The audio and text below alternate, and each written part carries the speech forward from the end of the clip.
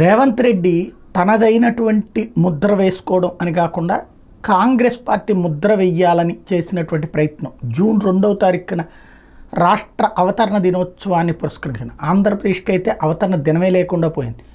November 1 వరకు చేసేవాళ్ళం, హైదరాబాద్తో కలిసినటువంటి సందర్భంగా అది పోయింది. జూన్ 2వ తారీఖునే ఆంధ్రప్రదేశ్ ఆవిర్భావం కూడా అవుతుంది. బట్ అది చేసుకోవట్లేదు. ఓ రకంగా ఎవరికీ చెందని బిడ్డలాగా తయారైపోయింది ఆంధ్రప్రదేశ్. ఇక్కడ రెండు రాజకీయ పార్టీలు కాంగ్రెస్ని దెబ్బతీయాలన్నటువంటి ఉద్దేశంతో వీళ్ళు కూడా అందులో పార్ట్ అన్నటువంటి పార్ట్ని పక్కన పెట్టి చెడగొట్టినటువంటి వ్యవహారం. కాబట్టి అవతరణ దినోత్సవం అంటే సంబరాలు జరగాలి. ఆ సంబరాలు ఆంధ్రాలో పోయి తెలంగాణలో అయితే జరుగుతున్నాయి.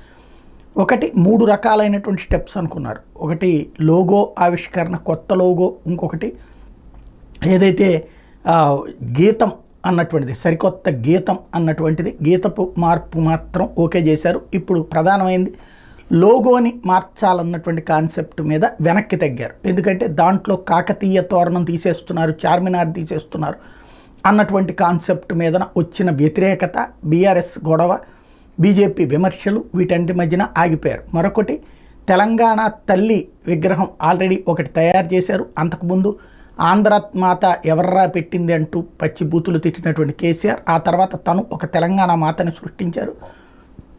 అమ్మని సృష్టించిన కొడుకులు అయ్యారు. సరే, అది అయ్యింది.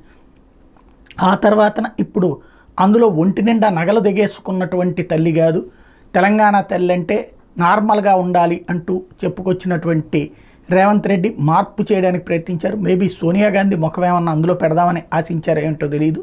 ఎందుకంటే తెలంగాణ ఇచ్చింది ఆవిడే కాబట్టి అన్నటువంటి పాయింట్తో చివరికి ఆ ఇష్యూలో కూడా వెనక్కి తగ్గారు. ప్రస్తుతం ఏదైతే తెలంగాణ జాతీయ గీతపు మార్పు వరకు ముందుకు వెళ్ళారు.